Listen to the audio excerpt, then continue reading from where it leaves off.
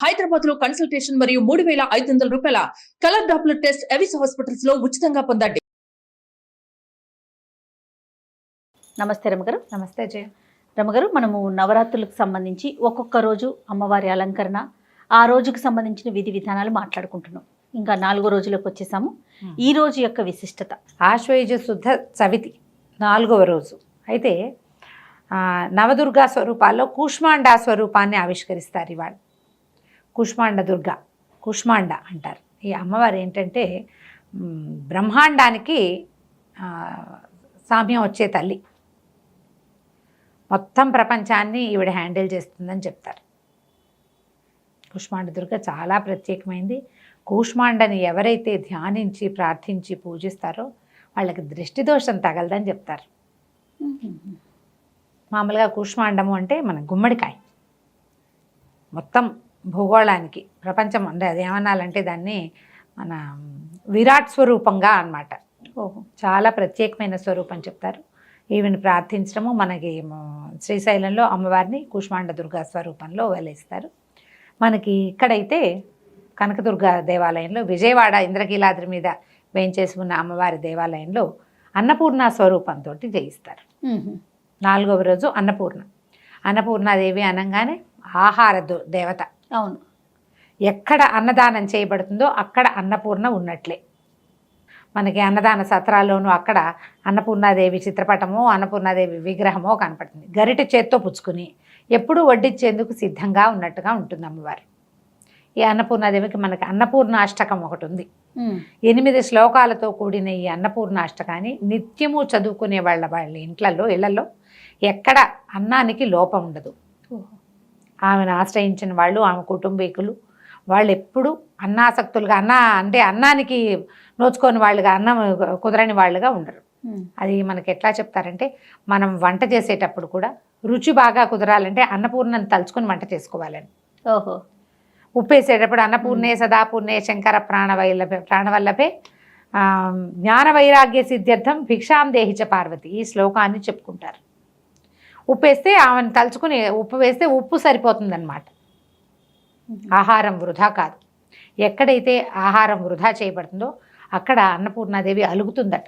అన్నం పుట్టదు. అందుకని మనం మామూలుగా చెప్పుకుంటాం కదా, ఆహారపు వేళ ఎవరన్నా తిని వెళ్ళండి అని పిలిస్తే అది అన్నపూర్ణ పిలిచినట్టే.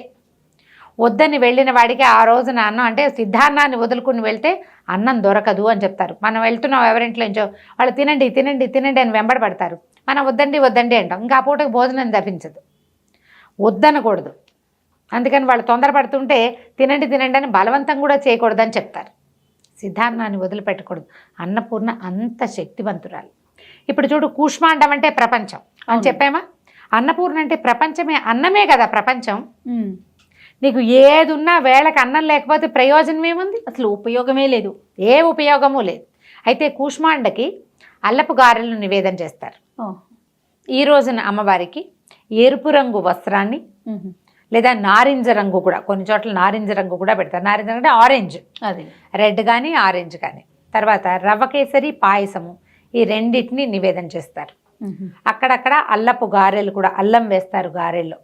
అల్లపు గారెలు అనగానే మనం మినపగారెలే అని చెప్పుకోవాల్సి వస్తుంది. అవునవును. అల్లపు గారెలు కొన్ని చోట్ల నివేదనగా కనపడుతుంది. కానీ విజయవాడలో మనకి వాళ్ళు చెప్పిన ప్రకారం అయితే కనుక రవ్వ కేసరి పాయసము, ఈ రెండింటిని నివేదన చేస్తారు. ఈ అన్నపూర్ణాష్టకం నిత్యము చదువుకోండి. మనం ఈ రోజున చేసేటప్పుడు అన్నపూర్ణ అష్టోత్తర శతనామావళి లభిస్తుంది. దాంతో తెల్లని పువ్వులతోటి అమ్మవారికి అర్చన చేసుకోవచ్చు. మనం ఎవరికైనా ఇచ్చేటప్పుడు కూడా ఎరుపు కానీ ఆరెంజ్ కలర్ కానీ వస్త్రాలు, తర్వాత గాజులు కనుక మనం సమర్పిస్తే చాలా బాగుంటుంది. ఈ అన్నపూర్ణాదేవికి సంబంధించి ఒక విశేషమైన గాథ ఏం చెప్తారంటే, వ్యాస మహర్షి, ఏ వ్యాస మహర్షి 18 పురాణాలు రచించి మహాభారతాన్ని రచించిన వ్యాస మహర్షి కాశీలో నివసించడానికి వెళ్ళారు. శిష్యగణంతో సహా అన్నం లభించలేదట ఆయనకి. 3 తరాల పాటు కాశీలో భిక్ష కానీ విద్య కానీ మోక్షం కానీ లభించదు అని కాశీనగరాన్నే శపించబోయాడు. అప్పుడు పార్వతీదేవి ఒక నిండు ముత్తైదు స్వరూపంలో, కాశీ విశాలాక్ష అన్నపూర్ణ స్వరూపంలో ఆయన్ని పిలిచి భోజనం పెట్టిందట.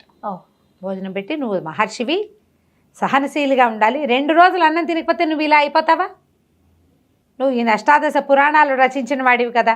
అయితే పరమేశ్వరుడు ఆమె భర్త స్వరూపంలో చాలా కళగా ఉన్నటువంటి ఒక బ్రాహ్మణ స్వరూపంలో కనిపించాడట.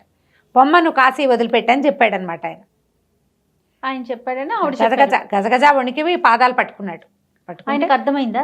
పట్టుకున్నాడు. పట్టుకుంటే ఆయన ఆవిడేమందంటే, నువ్వు గంగ విడిచి అవతలకు వెళ్ళిపో, నువ్వు కాశీలో నివసించకూడదు, భిక్షకి మాత్రమే రావాలి, నువ్వు పర్వదినాల్లో మాత్రమే నీకు దేవాలయ దర్శనం లభిస్తుందని చెప్పింది. వ్యాస మహర్షి కాశీలో ఉండరు, వ్యాసకాశీ అంటారు దానికి. గంగకి రెండో పక్కన, నదికి రెండో పక్కన వ్యాసకాశీ అంటారు ఆ ప్రాంతాన్ని. అక్కడ నివసించే వారి శిష్యగణంతో ఇప్పటికీ మణికర్ణికా ఘాట్లో ఆయన భిక్షకు వస్తారని మధ్యాహ్నం వేళ చెప్తారు ఒక మాట.